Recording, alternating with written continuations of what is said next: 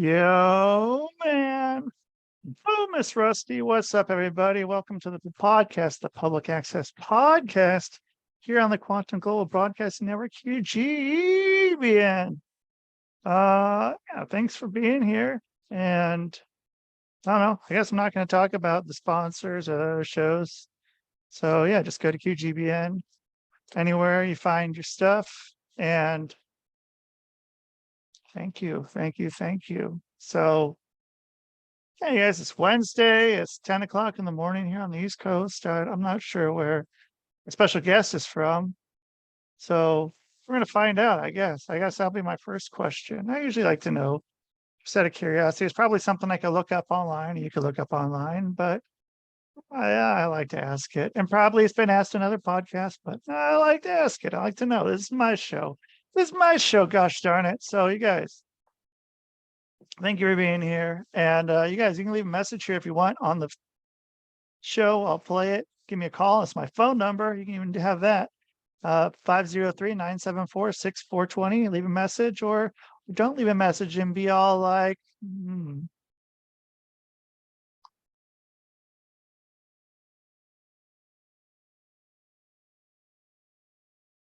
Yeah. So I don't know. It's all like, yeah, I keep saying that. It sounds stupid. So anyway, here's something that's not stupid. I'm bringing my special guest right here, right now. Right now, a special guest today. We have Rex Sikes coming on here at some point. I think he's going to. If not, I can just talk about whatever. I might have came on a little early. I said, okay, yeah. I told him 4 minutes, but I ended up changing up what I'm doing for my intro. So now I'm making like 2 minutes or so. So Rex, thank you for being here and being here on the show. I appreciate it. Good to have you. Rusty, thank you for having me. It's a privilege and an honor, and I'm thrilled to be able to speak with you and your viewers. Absolutely. Yeah, thank you. And so you have a Hawaiian shirt on today. Where in the world are you? Are you just a man who likes leisure clothing, or are you in Hawaii? I'm actually in the Midwest, and I go back and forth between the West Coast and the Midwest, where I live. I moved here from from California to raise my children after a divorce, so that I could be a dad with them and not be a summer dad. So I go back. I still go back and forth, and I wear a Hawaiian shirt. You got a moment? I'll tell you a quick story. I have as many moments as you need here.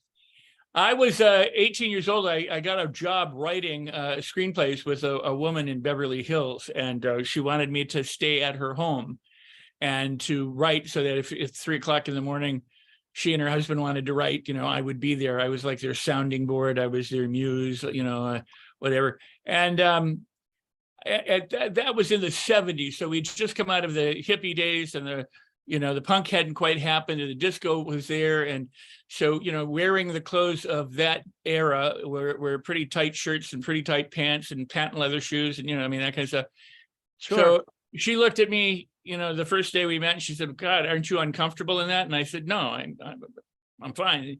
So after about a week, she said, you can't wear that in this house. And like, what are you talking about? She said, I'm going to get you some clothes, because you need to be able to relax. And, so she got some Hawaiian shirts and some drawstring pants and some flip-flops. So she said, this is what you're going to wear. And I was like, no way. This is not me. This is not cool. This is not anything. I was so embarrassed. And she would take me around. She'd take me to the Rose Bowl flea market in different places and introduce me to celebrities and everything. And I'd be sitting there going, I don't really dress like this or anything. And okay. I know it sounds crazy now, but at the time, it was just not, something new. And but after a while, I got to like it. I really got to like it, and I really enjoyed it. And I've done a lot of corporate training and keynote speaking and associations and conferences and on stages, and I always had to wear suits and ties and dress up. And so in corporate trainings, I always made it my personal challenge to see if I could get out of my suit, out of my coat, and into a t-shirt, maybe even take off my shoes within a half hour or so of beginning a training. and to get them to do it too, as a way of saying, look, I know there's corporate culture and you can do that, that's fine, but in this room, I want you to be comfortable, I want you to relax, I want you to cut loose, I want you to let go. And the reason for that is that a lot of people can buy very expensive clothes, but the inside of them is not very expensive. In other words, there's a lot of empty suits walking around teaching and training and selling and buying and doing all these things. It was always the clothes make the man, but that's not true. It's the man makes the clothes, the woman makes the clothes. If you're a person of worth, it doesn't matter what you wear. There are plenty of millionaires and billionaires who dress as hobos because they don't want to be recognized as a millionaire or billionaire, and right. So that they can walk among you. So I dress comfortably, and I have friends of mine who go, Rex, you got to put on a suit, you got to do the thing, you have to be like everybody else. And I go, no, I don't. What I want to do is I make goofy videos on TikTok. I broke my tooth, and I'm waiting for an implant.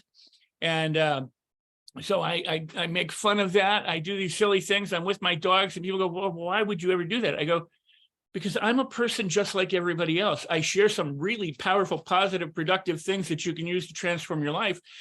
But when it's all said and done, I put my pants on one leg at a time. I eat. You haven't tried to? One at a time. I mean, it's not about being better or trying to impress people with my clothes or with cars or jets or homes or jewelry or trophy spouses and things like that. It's about going, you know what, I'm just like you. We're in it together. Why don't we sit down, have a cup of coffee or whatever it might be, and let's talk. It's to be approachable, not be, not be some icon up on the stage that's unreachable. I mean, have you ever gone in and you've had those, I don't know if it's been a conference or some job where it's a sales thing or something, and someone's like, oh, okay, here's the keys to my BMW, and throw it down and but then you don't know what they're doing. You don't know if they're in debt for all this and they're just having that just to put on this facade, and they're like, okay, this is all I have. The BMW is me. I am not, I am only as worthwhile as my car keys. Do you know, I've driven some really fancy cars in my life. I've never owned one because as I grew up, all a car was for me was a method of getting from one place to the other. It's a box with wheels and I don't really care. As long as it fulfills its function, the form doesn't matter. I don't to pull up in a fancy car so that people go, oh, look at that car. That guy doesn't do anything for me. And I know it does for other people, but here's a really important thing. There's so many self-help people out there who are sorrowfully misinformed, or they're deliberately lying, or they just don't know any better, is that they tell everybody, look at what you can have. You can have I mean, I get it, because desire is fine. It's good to want things. We innovate because we want things to be better, or we want to get away from things that aren't, comfortable for us. So there's nothing wrong with desires, but they put up these cars and the jets and the clothes and the jewelry and the this and the that and the everything else and go, look, you can have this. If you work really hard, struggle a lot, willing to re-sacrifice, sometimes they'll say, crush the competition. Sometimes they say, work with the competition, whatever it might be. But if you do these things, you can have those things so that you can be someone of importance. And I say that's horse crap, right? Right. You are important. You can swear if you'd like to. Okay, well, thank you. It's horse crap. You can, or pucky, as they say, or pookie, depending on where you're from. But at any rate, you are important. You are infinite possibilities. You are infinite resources. You are infinite opportunities. You are already important, and you're valuable, and you're worth everything, and you're worth all of those things. But you don't have to struggle. You could. You certainly, you're welcome to if that's what you want. But Napoleon Hill and thought leaders, including myself, have always said it's think and grow rich. It's not work hard and grow rich. And if you understand that work of Napoleon Hill and the Laws of Success, which so many people don't, because they take it as this serious book about persistence and commitments and dedication and this and that and the other thing, and if you don't take action, there is that. But it's also about vibration and fun and delight and enthusiasm and pleasing personality and cooperation and harmony with yourself and with others and the universe. So it's a very spiritual book and a very spiritual approach that even a lot of the people that teach it don't get it. They make it this think hard and grow rich as opposed to think and grow rich, and so my message is a very simple one. It's not about me. It's about you. It's about what you want and how you can get it and how you can do it through fun and delight and ease and less effort and make it swifter. Because in a nutshell, people want to get somewhere. They want a destination. They want to, when I was a kid, my parents would travel to Texas and to different parts of the country where we had relatives, and I would lie in the backseat going, are we there yet? Are we there yet? Are we there yet? Are we there yet? Like many kids do. Sure. Getting there sucked. Being there was fine. Well, here's the thing. If your destination is a house, a car, a relationship, a lot of money, a successful career, fame, whatever it might be, you may or may not get there. I mean, you could die before you get there. Something could interrupt you, or you just never get there. So what's the alternative is to make the journey to getting there absolutely fabulous. Because then if you get there, you've had a fabulous time all the way. And if you don't get there, you've had a fabulous time until you don't. And this is what people miss. They want you to struggle and hard and do all this stuff and sacrifice your family and your friends and your free time and everything, by that concept. And then how many people get to the end of their life and go, I should have worked harder an extra day? Not many. I don't know. So. Yeah. And I'm with that. I mean, are you getting people that are like, so most of your clients and people that get your book or come to your speeches, are they already in this mindset, or a lot of them more in the well, you need to change their mindset? Because I mean, if you're going through that much of your life, just going, it's going to get better. I mean, it's stupid. I tried that when I was in my 20s. I got about halfway through my 20s, and then I stopped that, and I changed my thinking, and I doing what I want to do, and but it's working.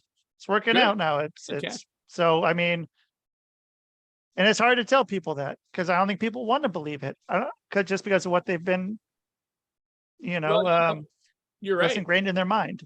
Well, I mean, we have these silly psychological principles that some have merit and some are just hogwash. But, we have that notion of cognitive dissonance. If something doesn't agree with our preconceived notions, then we suffer in some way inside and trying to rectify it, or we maintain, we look for confirmation bias in order to maintain our position, because we don't like being uncomfortable with the challenge of something being opposite to what we think or what we expect. So, anything is possible. I attract people from all walks of life, all around the world. Some are the people who need or want convincing, but most of them, what I do is I put out a particular vibe. I don't want everybody. I know, I mean, I'd love to help all 8 billion plus people on the planet. I'm willing to do it. But I attract certain people. I attract very smart, very wonderful, very positive, very powerful people who want to improve their lives, as opposed to just fix things to make their life manageable or tolerable. I've done that. It's like medicine, is remedial, and for the most part, you fix a broken leg, you repair a tear, you do something. It's not very holistic. It's not very it doesn't promote health and well-being as much as it promotes repairing a problem. And what I do is promote health and well-being.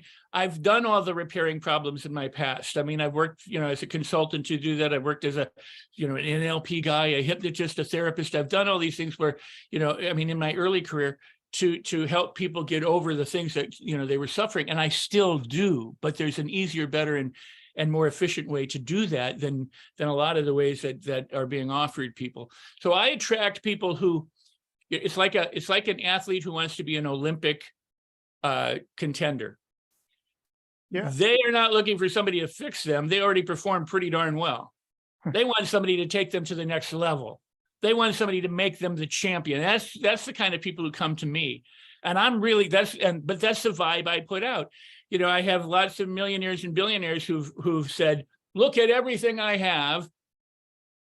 I have all this stuff, but then I'm stuck being who I am, and I don't like who I am.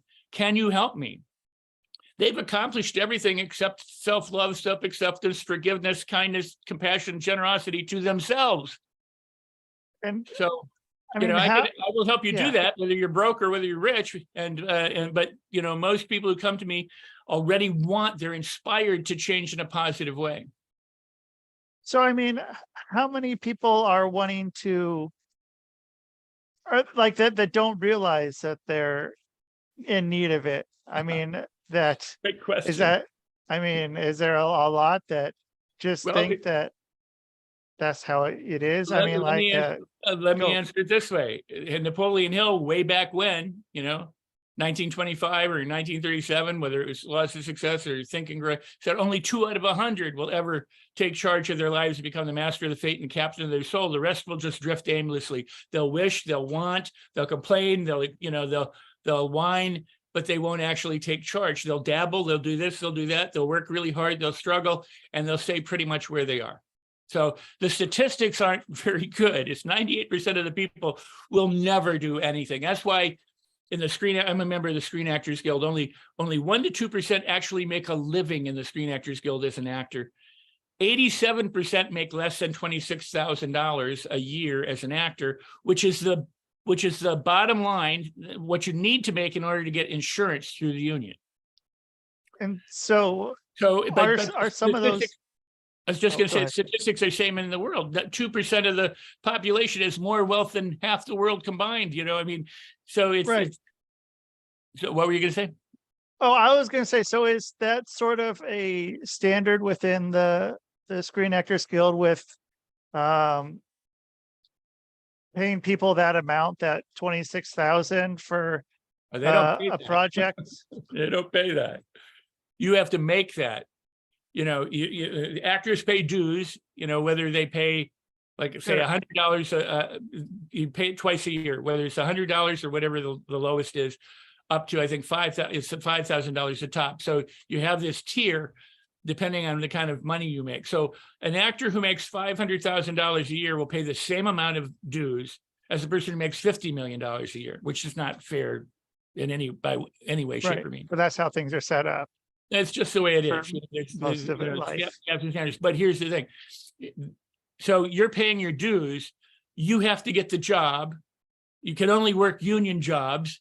You're not allowed to go out and be a scab. You can't cross union lines, can't do the non-union work, blah, blah, So, and so if you get the job and it's a union job, it could pay $125 a day or $1,000 a day, depending on what you're doing, at the very minimum.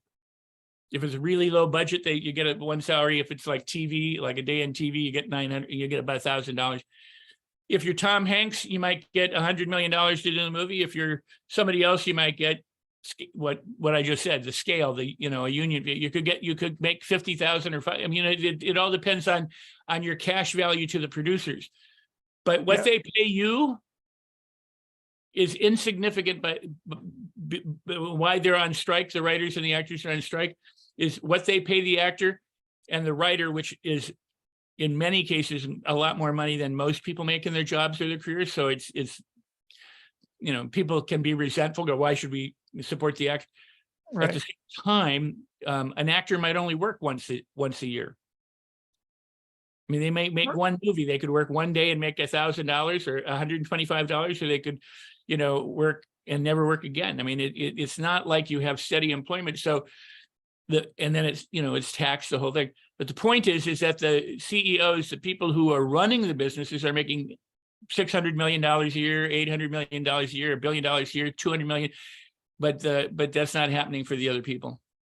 But yeah, like I saw some of the people who there was like with The Office, I think there was a guy that I think he was saying that like when they, because they on Netflix, they made the people who were on top made a bunch of money off that, but then he didn't get any extra royalties and stuff of that nature. That is the problem. I made a movie back in the 70s that was a very popular movie, played everywhere, all over the place. And but it happened prior to the strike of like 1980 or 81, I guess it was. And so HBO came along and they wanted so many free showings and everybody wanted free. I mean, we made almost no money in the residuals and everybody else made tons of money off this movie. And we didn't see any of it. Yeah. And they re-released the movie a few years back. I worked with the director for about a decade to get this movie re-released.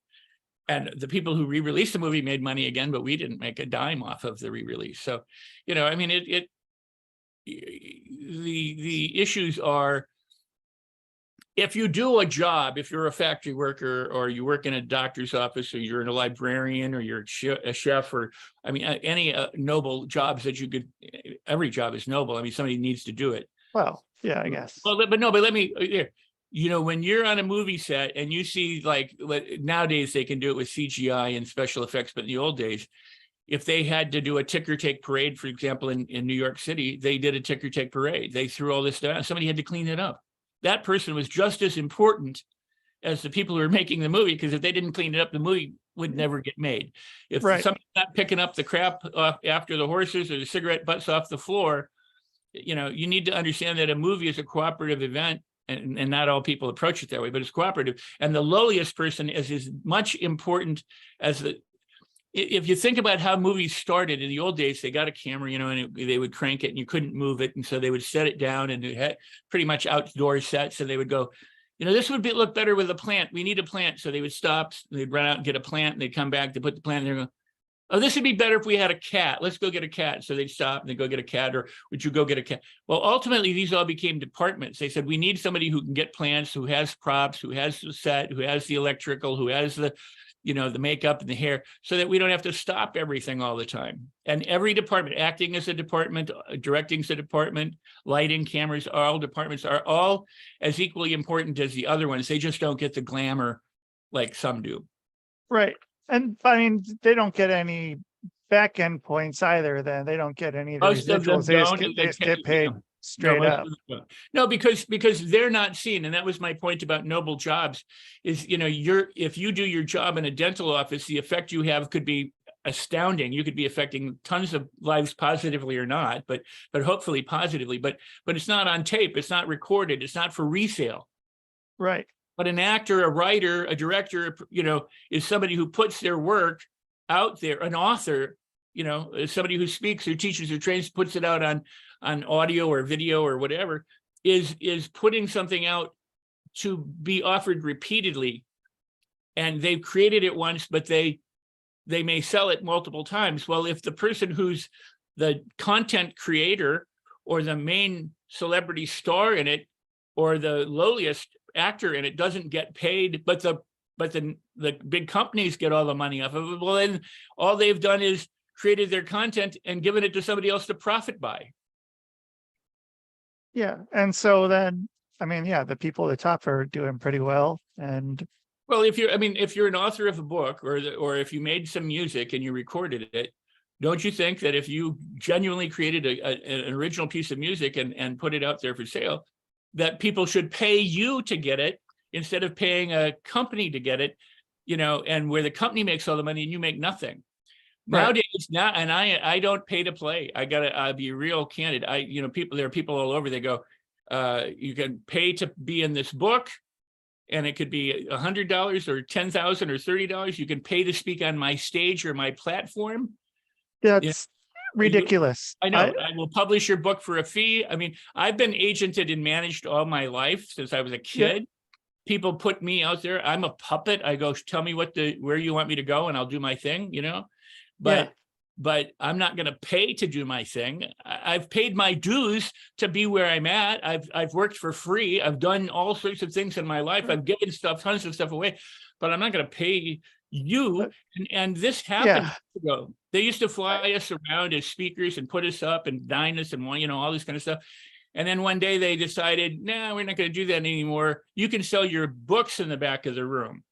Well, if you could sell your books in the back of the room, that was great. So you paid to get there, you paid for your hotel, you paid for everything, and then you went and you tried to sell your books. If you didn't sell anything, you're out in the hole. But there were some people who could do that, who were very well off, and they could also sell their books. So somebody might walk away with selling $250,000 from a platform of merchandise. Well, then the providers went, well, wait a second, we want to share in that. So you can come and sell your books, but we take 40% or we take 60% or whatever for the opportunity for you to do that. Sounds like pro wrestling. I don't do that. I don't do that. Right. You know, Humphrey Bogart said this. He said, if an actor owes his audience a performance, then what he owes himself at the very least is integrity. So that's why he would do everything. That's why I don't do just anything or everything, because I go, I have to sleep at night. I have to feel good with myself. I want to be, you know, who I am and what I am, why I wear the Hawaiian shirt and why I go around with a broken tooth. You know, it's because what you see is what you get. If you don't like it, you don't like it, because I may not be for you. I may not be for everybody, but if I am, feel free to come. We'll sit down, we'll talk, we'll shake hands, we'll hug, we'll play, whatever, and I can help you transform your life. Yeah, you're somebody's people. And that's great. And I mean, you don't need everyone to like you, and everyone's not going to like you, and that's okay. But the people that do like you connect with you on a much deeper level because you're being authentic to yourself and authentic to them. Whereas you're not trying to dead end what you're doing by trying to appeal to the masses. Because obviously, it's much more nice to be liked than not to be liked. I mean, I'm not out there trying to step on people's toes and make them not like me. Sure. I am willing to stir the pot or be controversial at times or be provocative or try to poke holes in what's going on, because what awareness is about is what are our blind spots. Because if you don't know what your blind spots are, if you don't know what your biases and your prejudices and your automatic conditioning is, and that's what I'm good at. I mean, this is my area of expertise. I've been doing it nearly 50 years, is that we are patterned. We have these neural pathways that are all laid down and conditioned of thought habits, feeling habits, speaking habits, behavior habits, and they operate reliably and automatically and outside of consciousness. I mean, you and I don't even know how we go and get a drink of water. We have the muscle memory. We have the intention, right? It's cell memory, it's muscle memory, it's all that. But just to pick up, I have a cup of tea here, but just to pick up a spoon, I don't do that consciously. Right. I do it unconsciously. My body does it. My brain does it. Everything does it. I just go, I got to pick up the spoon. Now, I have a friend, I write about him in my book, Life on Your Terms, Jamie Nieto. He was an Olympic high jump champion. In fact, in 2016, he was the oldest high jump competitor. And he was in 2008 and 2016. He missed 2012, but he did. But besides the Olympics, these people, Jamie, and by the way, his wife is a Olympic champion as well. She was a hurdle jumper. She's also been on America's Got Talent. So Jamie and Siobhan. But then hurdle jumping. Hurdle jumping? No, not for singing on. Oh, okay. So she's got to learn how to sing and do some triple jumping. Then you're right. Where she sings and jumps at the same time. No, but I mean, amazing. They're amazing people, amazing couple. They got two adorable young children now, and he's a writer and an actor. And but in 2016, after the Olympics, he was teaching some people to do a backflip, and he demonstrated it, and he slipped on something when he landed, and he ended up paralyzed. Quadriplegic. He could move a little bit of his left pectoral muscle, and that was it. So here's an Olympic champion. He's like 35 years old, or 36 years old, and he's now quadriplegic. And when I found out, I messaged him and said, Jamie, with your mental conditioning and what you've done all your life, if anybody's going to walk again, it's going to be you. And he said, Rex, as a matter of fact, I'm beginning to show improvement. I'm being able to do certain things. Well, he set, and I write about this in the book, but and I invite people to read it. He wanted to walk his bride, because they weren't married yet, down the aisle unassisted. So that was his mission. A year from then, when they were going to get married, he wanted to be able to do that. Year from the accident? Yeah. Wow.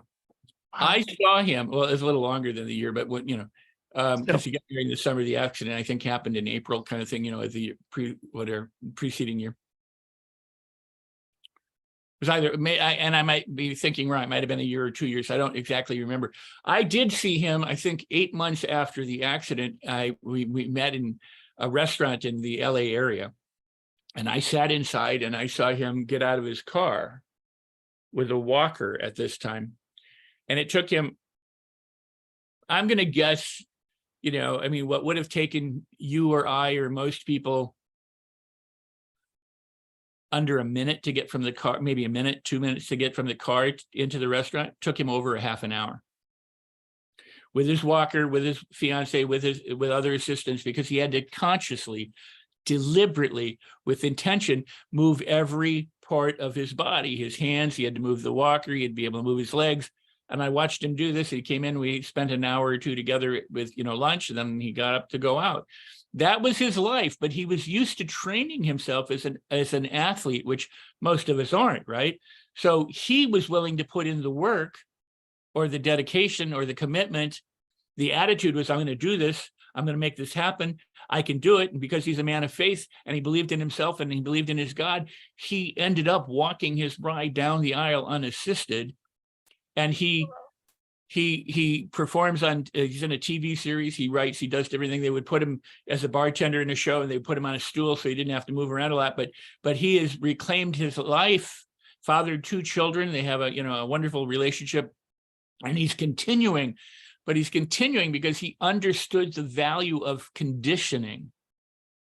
And most of us operate from conditioning by default.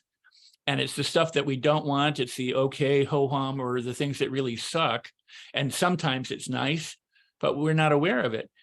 And so when he was paralyzed, he had to become aware of how to move again, which is something you and I do without thinking about. Can't even think about it. We can't. How do you think about trying to pick up a spoon and all the muscles and everything you have to do? Where does it originate in you? Right. So somewhere. So I know. I mean, so for me, what I do with people is it's the blind spots that they don't see, the holes in their thinking, the holes in their feeling, the holes in their behaving, the holes in what they say, or how they affirm horrible things for themselves instead of wonderful things for themselves, because they don't even know that they're doing it. And how much of that is what is actually making them, like them thinking that subconsciously or unconsciously that they're not, cut out for whatever that they truly want to be? I mean, how does someone get past that? Or does it just, or do they not know, or do they just, does it just not happen? Like you can't go back and undo everything. You can't go back and change every thought and everything. So what you have to do is start with what it is that you want to accomplish.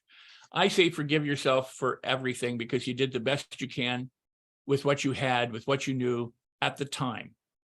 You can't be expected to be 10 steps ahead of yourself if you're not 10 steps ahead of yourself. You are right where you are. So we make mistakes, we do good things, we live life just where we are, which is eternally present. What happens is most people who are here right now in their physical being are mentally in the past, where it's either the past sucks, they're wounded, they're broken, there's some terrible thing happened and they carry it around for 5, 10, 15, 50 years, or the past was so good that the present pales by it. Oh, the good old days, the wonderful days, nothing is ever compared. I was great back then, now I suck. A lot of stars, a lot of athletes, a lot of people have that kind of thing. Back when I was a champion, now nobody wants me.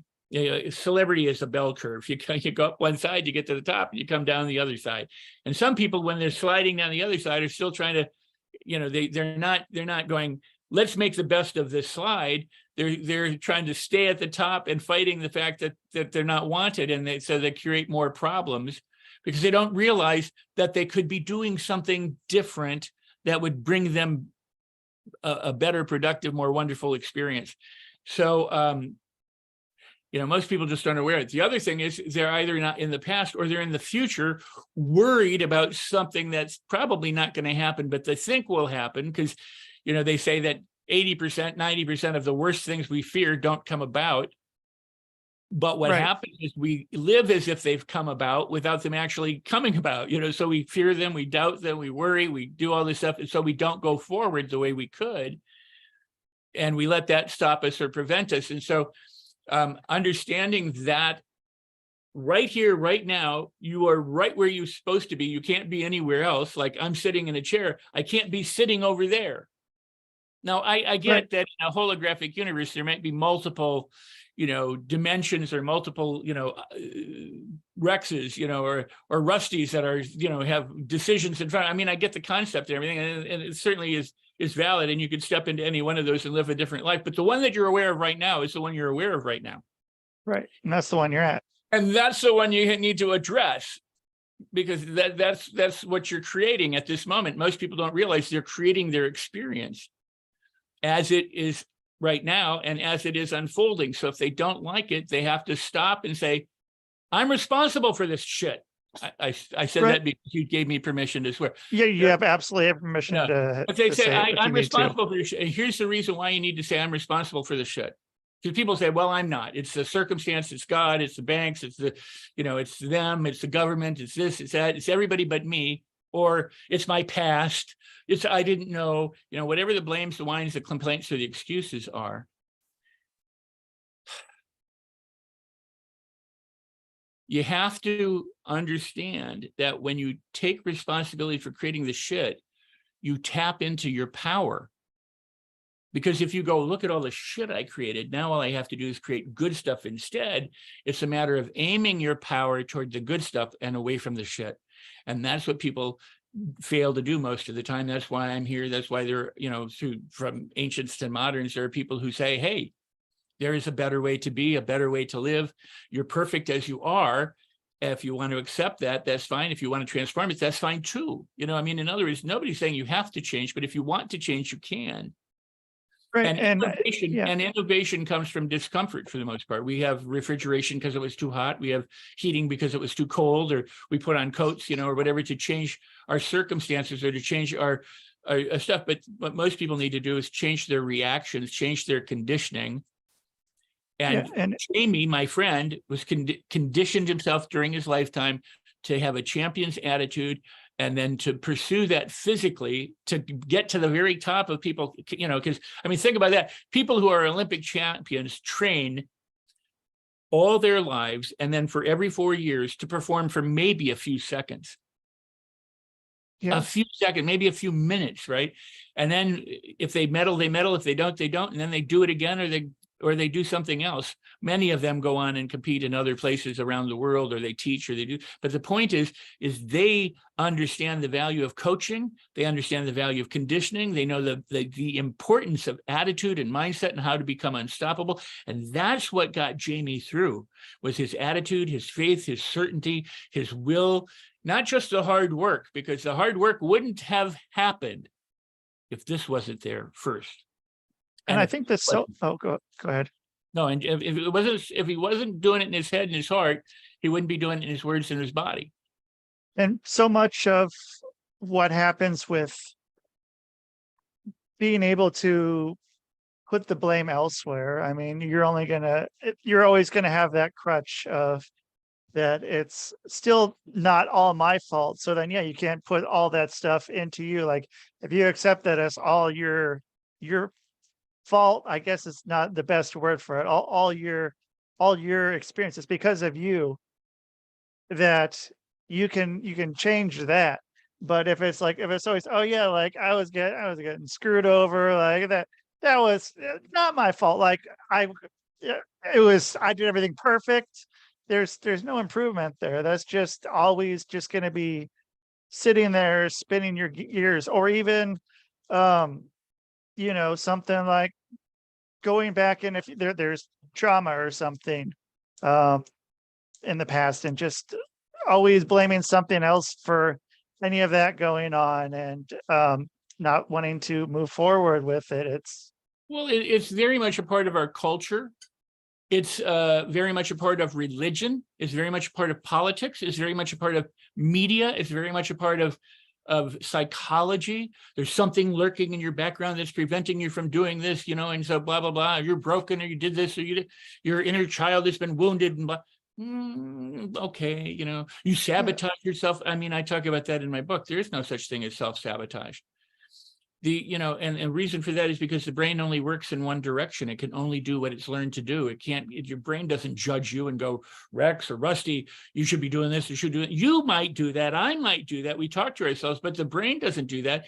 The brain just does what it learned to do. So if it learned to smoke or overeat or bite nails or be an Olympic athlete, that's what it does. Now, if you decide you want to change it and stop smoking, your brain goes, whoa, wait a second, you're a smoker. Yeah. You're a smoker. I'm going to smoke because that's what I do. And you go, no, you're not going to smoke. And then it says, yes, you are. And you say, no, not. And it says, yes, you are. It's not sabotaging you. You're sabotaging it.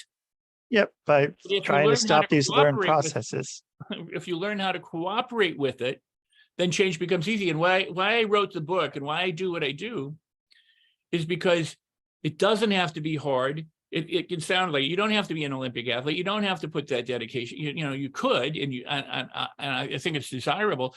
But I wrote the book because it can be fun and easy and delightful, and you can take tiny little baby steps, because baby steps taken consistently in the right direction can lead you all the way up to the top of Mount Everest. So it's the consistency, and you're not going to do it if it's not fun and delightful. If it's painful and it's a struggle and it's hard and it's all that stuff, you're probably not going to do it, because most people don't like to self-flagellate. They don't like pain and suffering. They want something to be better. I mean, the reason why we don't change a lot is because we don't want to leave our comfort zones. A comfort zone can be something where it's excruciatingly painful. We suffer and wallow and whine, but that's what we know. It's familiar. It's a habit. But leaving that and doing something different is far scarier to some people than staying and suffering. So I wrote the book to help people to change, because Jesus, I'll quote Jesus, said, or the Bible, it says, unless you become as a little child, you're not going to enter the kingdom of heaven. Well, what is a little child? And I have been arguing this for 40, 50 years now. A couple of things. One is, in the 70s and 80s, my work in 90s, I got criticized in books because I said the point is to make the placebo effect conscious.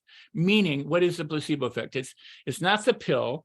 It's not the substance, it's the belief, it's the attitude, it's the expectation that what you're doing, whether it's a legitimate medicine or one that you think is legitimate medicine, can help you.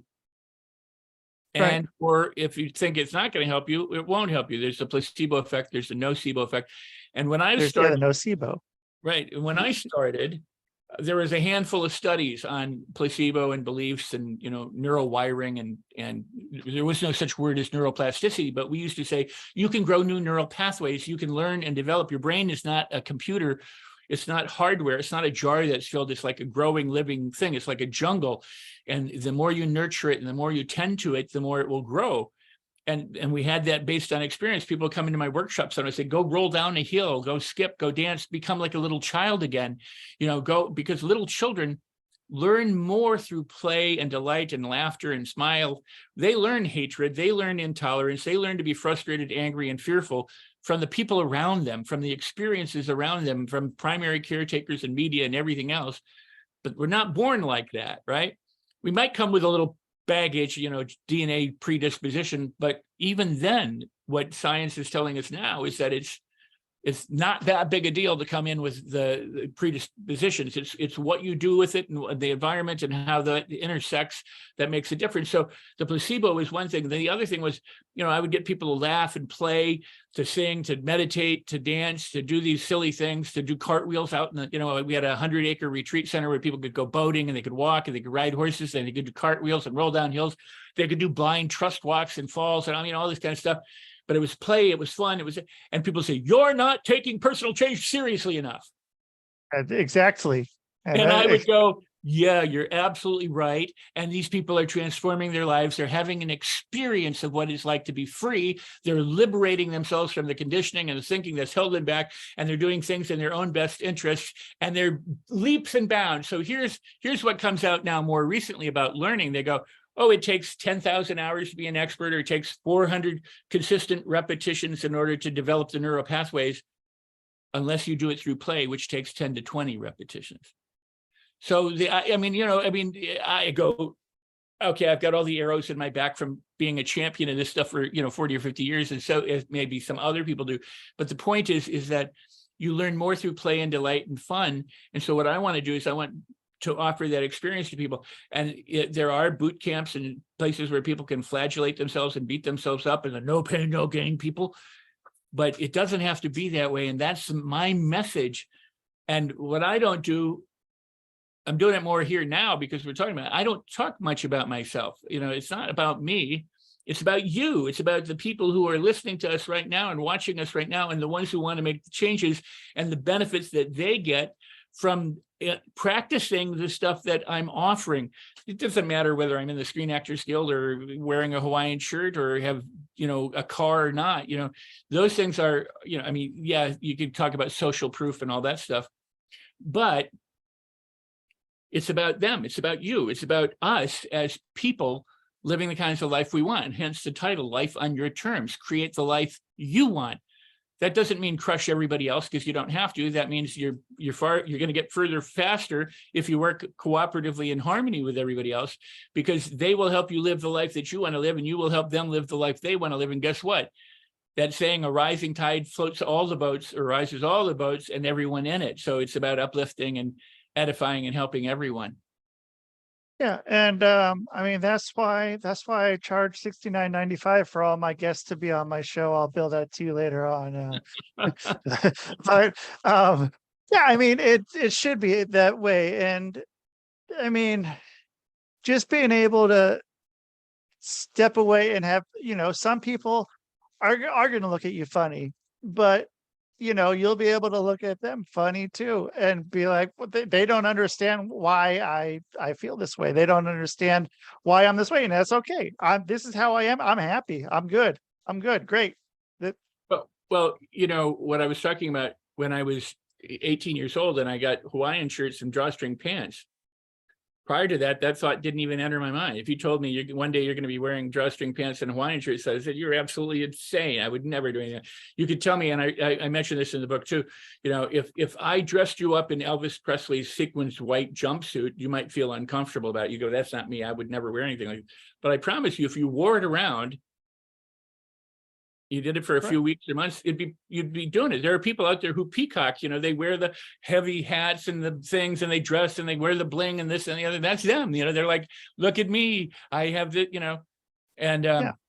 but if I'm not somebody's cup of tea, fine. Maybe I'm not today. Maybe a year from now, 10 years from now, I am. Because drawstring pants and Hawaiian shirts weren't for me at one time either. It's all in its own time. If somebody's turned off by me, they're turned off by me. I say this very carefully. I don't care. That doesn't mean I don't care about them, but it does. It's like if somebody doesn't like me, I'm not going to lose sleep over it. I'm going to live my life and do it. And if they come around, they come around. If they don't, they don't. God bless them. God love them. May they get all their dreams. I'm not going to resent them or hate them or that kind of stuff. The world is enough places. There's, it's big enough to include all of the choices that we have. And hopefully, though, people will pick more choices that are peaceful, joyful, loving, kind, accepting, generous, compassionate, as opposed to anger, fear, hatred, intolerance, and the rest. So, yeah. And I mean, so the Hawaiian shirt and drawstring pants, they green eggs to ham you. And that's how I am. I feel with those Crocs. Like I was like, these are the stupidest things, and then I wear them, and now I just wear them. So like almost all the time. That's just kind of like, yeah, I'm not going to wear this. This is dumb, but then now I'm wearing it, and I like it. Well, I mean, I hate to go back to the clothes thing, but you're right. I mean, my thing is, I wear the clothes I'm comfortable with, and I can wear a suit. I'm not as comfortable in a suit because I don't like ties. I don't like to put, things against my neck and things like that. I'd rather have a t-shirt and a suit. I mean, I do that more than I do ties, but I do wear a tie, a belt or shoes, that are restrictive. Yeah. I like being comfortable. Some people like being dressed or like being the center of attention or like looking like they're, wealthy or whatever, but I like being comfortable. So if somebody looks at me and goes, who's that sloppy old guy? I'm like, if they go, hey, who's that wonderfully funny, goofy guy in the Hawaiian shirt? I go, I mean, I'm comfortable being me. Yeah. And I mean, that's the whole thing, is getting to that point. And I mean, once you're comfortable being you, and it's sort of have this, I told it on, it didn't get put on. I was on a talk show of sorts, it was a denominational talk show, and this did not make air, that once you shit your pants, you can't shit your pants anymore. And it's okay. And I mean, it's great. You get to that point, and then you're what's going to happen? I feel like I'm free to do whatever right now. There's nothing. It's not going to be worse. And I feel good. I feel liberated and ready to go. Let's do this. That's beautiful. It really is beautiful. It's an amazing thing. what I brought to the NLP community and the communities that I've been in is varied experience. I mean, I'm an actor, I'm a filmmaker, producer. I've done a lot of different things. I've never really held a job other than to teach and to act and to, I mean, a couple things here and there, but, I've always been devoted to sharing and creating. But because of acting, I've been in those schools that I would go in, and at the time it was boot camp, so I go, tear me a new one, break me down, destroy my ego, reduce me to a puddle, so that I can rebuild. And I would tell friends who were acting coaches of mine, I said, do this, and they would do it gladly, because that's kind of like what their expertise was. And I would suffer through it. I'd go, oh my God, I can't believe I asked for this. Now I'm getting it. But the thing is this. There are people who are afraid to be embarrassed. Think about what that means. I don't want to make a mistake in front of other people. And we look to other people often, like if we're at a black tie event, we don't know what fork or spoon or what to do. We look at other people who appear to know what they're doing and try and follow them so we fit in. We don't want to stand out as somebody who's ignorant of what's going on. You eat your soup this way, not this way. Sure. Right. Yeah. So, but if you've really been embarrassed, and I have, if you've really been embarrassed, it takes the sting out of it. If what you said, you shit your pants, you can't do it anymore. It's like, if once you've really gone, you know what, I've lost everything, which I have. I've lost my dignity. I've lost my self-respect. I've lost all my friends. I left a fiance. I left my business. I've lost money. I've lost more than once, but not everything the same. But I mean, I've lost money more than once or whatever. But once you've done that, it's like, well, what else can you do to me? I've been so if I go, I'm going to tell you a story, and where I got this and learned this. I was sitting on a park bench in a bus stop, actually, in Los Angeles, late at night after bar. I don't remember why I was there or what I was doing. I was, either going to my car or what. But I was sitting on this bus stop and I watched these guys across the street, and one guy's walking down the street, and he trips on a raised part of the sidewalk. Stumbles, and he gets a few feet and he looks back and then he looks around, what was that? And then did anybody see that? No. Okay. And then he continues, right? And I thought, wow, I'm across the street. I mean, I don't even know if he knows me, but in my head, I just made this note. Wow, the guy is checking out to see if anybody saw him trip. Well, within 15 minutes or half hour, this very drunk person comes walking down the street with a bag and a bottle, and he's doing this thing and everything, and he's staggering all over the place. And he stops and he actually turns this way, just to face me across the street. And he goes like this, and he falls back into a plant, into a bush, and all you can see is his feet sticking out of the bush. So he's, his head and back around the ground or somewhere in there. And a few seconds go by and you hear Beautiful. And he cracks up and he laughs and he laughs and he laughs for 5 or 10 minutes. He's pulling himself out of the bush. He's laughing and he goes staggering down the street. And I'm like, that's how I want to be. I don't want to be drunk to do it. I just don't want to care. I want to celebrate life. I want to live where life is joyful. I don't want to be the guy going, somebody see me make a mistake. My whole life is over. And the other thing is Shelley Winters, in the actor studio and things like that, they were challenged to how severely can you humiliate yourself so that you get it out of you, and I won't go into her story, but the point is that, as actors, those were the kinds of things that sometimes we faced. I went to other acting classes that said, we're not going to do any of that. We're just going to deal with, how you appear on camera or how you appear on the stage. And because what I wanted was, in acting class, they had you go into your pain and your suffering and everything. And you hate it, right? I mean, because you're in there every day digging through stuff. In one workshop, the director of the workshop, who's still a friend of mine to this day, and I mean, I love him, would say, okay, go into this, and the people who do it would be on the floor, writhing in pain, crying, screaming, whatever, wallowing. You go, oh, okay, it's 4 o'clock, gotta go. And he'd leave, the workshop was over, and they'd be completely, psychologically devastated or whatever. No, Right. no, here, build yourself back up, pack yourself back up and go. It's just like, okay, devastation and bye. So I decided that I wanted to have an on and off switch so that whenever I was the director said action, I was the character. And when they said cut, I was me. I didn't want to be Abraham Lincoln for 6 months or Charlie Manson for, as long as it took to be. I didn't want to be the crazy person on the set that nobody liked because I was the whatever. Right. And you don't have to be. I mean, it's kind of crazy anyway, because when you think about it, Stephen Railsback, who played Manson, or people who play Dahmer, they're not out there killing people. Probably. Well, I mean, what I'm saying is hopefully, Yeah. Probably is a good, but hopefully they have enough disconnect to know that even while I'm doing this method and I'm saying I'm this character and I'm staying in character for, 8 months or whatever it is, they're not actually being the character. Yeah. You don't want to,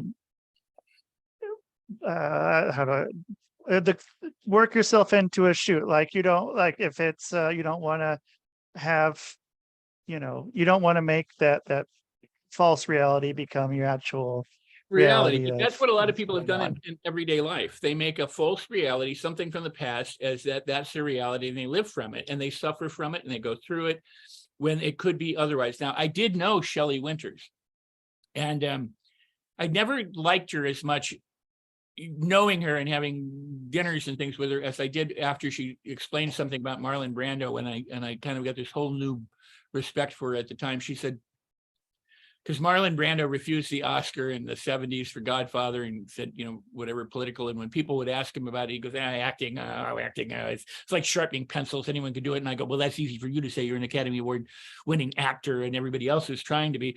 And you're going, it's like sharpening pencils. And I'm thinking it's the best thing that's ever happened, right? He kind of dissed it, and he didn't really care about it, and he didn't take it seriously after a while. But as a young man, he was very, very dedicated to it. And Shelley said, I think, because of his training of going into his pain so frequently and so consistently and so for long, that he attached that pain to acting. He just didn't like it after a while because what it meant to him was pain. And Sure. that's how he lived his life. And so many people do that about anything, whether it's a relationship, acting, or career loss or something. They carry this stuff with them.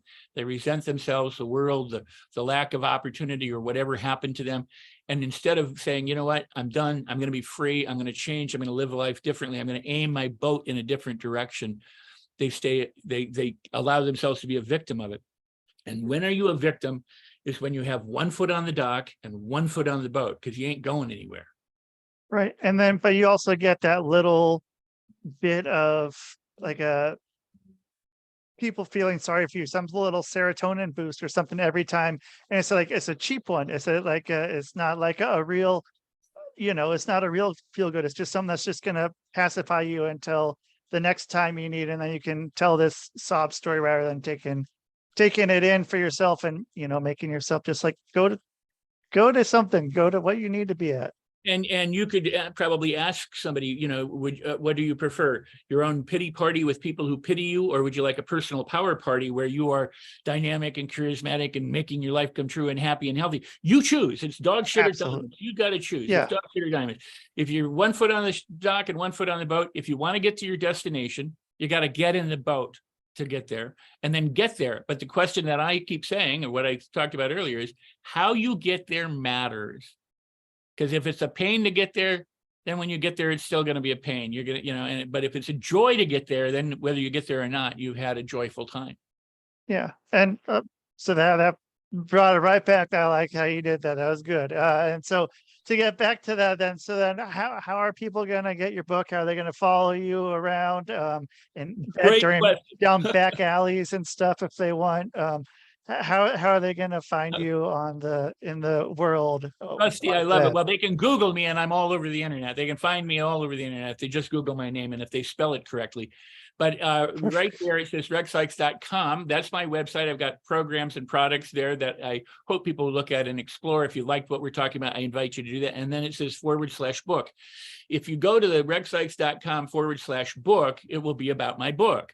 And if you want the book, and I hope you buy the book, I created it once, I'm selling the book, you get that. But the point is powerful. By the way, here's another thing I've never done. I have asked for endorsements, but I never write my own endorsements. That's another thing that happens a lot in the business. They write their own testimonials and people sign off on them. And I've had people tell me, I'll write you, write me a testimonial, I'll sign it. And I go, no, if you're not willing to say what you think about the book, if you haven't read it, if it doesn't come from your heart, I don't want it, because I know what I think, but I'm not interested in putting your name on it. It doesn't matter. So anybody who's endorsed my book or reads a testimony about my programs, my products, is because they wanted to and gave us permission to reproduce those. It's not me, saying, here's what I think about myself and I'm attaching names to it. So if you go and get the book, it'll tell you, go get the book at Amazon. And it's a deal that we have. You go get the book, you buy the hardcover or the soft cover from Amazon, you come back with your receipt code, you put it in a special box on rexsikes.com/book, and all the instructions are there. It's very simple. You will get immediate access to a $497 valued training that I'm giving you as a bonus on. It's called the Mastery Loop. It's something I've been teaching for almost 40 years or more. And it's about mastering your thoughts, your feelings, your speech, your behaviors to get better results, whether it's a talent, a skill, an ability. And it's how you do that with more fun and delight and the innocence of a child. Because when you play, it takes a whole lot less effort to become good at something than and lastly, just think about it this way. My book is a study. I hope you study it. I hope you buy it. I hope you read it. But if you just read a book to finish it and put it down, it's not nearly as valuable as if you read it and apply what you learn. In the same way, you can sit and you can study something and get tested on it and do well on a test or do poorly on a test, and all you've done is memorize things. But if you read a book about playing basketball and you've never played basketball, you don't have any experience of basketball. You want to get good at playing basketball, play basketball. And if you love it and you want to play it and you enjoy playing it, you'll get better quicker because you enjoy it, because it's passion, it's fun, it's a play for you, it's delight. And then you'll play it because you want to play it all the time. Then if you read a book about playing basketball, it makes a whole lot more sense because you've had the experience of playing basketball. Now you can hone things and correct things and use practices and principles to do it. So there's kind of a sequence in order. Life comes first. If you want to juggle, realize you're going to drop some balls, but if you keep at it, you'll get good at it. But if you stop, you'll stop wherever you stop. So get the book, go to rexsikes.com/book.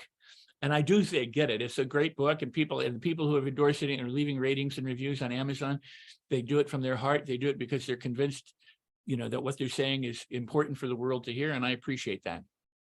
Excellent. Well, Rex, thanks so much. I very much enjoyed getting to talk with you and not know where we were going. So it's that's what I like. You're a great host. You asked wonderful questions and made beautiful comments. I mean, it's been a delight to be and an honor and a privilege to be here with you. And Thank you. I hope that your listener and your viewers, your audience continues to grow all around the world. And I hope that they come and contact me too.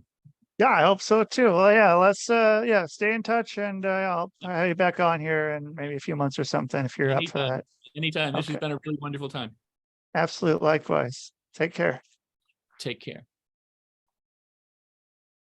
All right, that's Rex Sikes. If you're watching this on YouTube or Rumble, you can check it out. How to get to his website is REXXIKEX. I said that wrong. These so many letters that are so close. REXSIKES.com.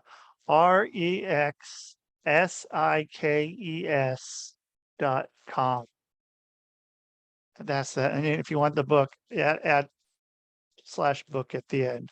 So you guys, thanks so much for being here on the Quantum Global Broadcasting Network. Check out other shows on the network, like When the Gloves Come Off, Thinking Man's Pro Wrestling Podcast, and This Is It with Lizzie, and Saved by the Ben.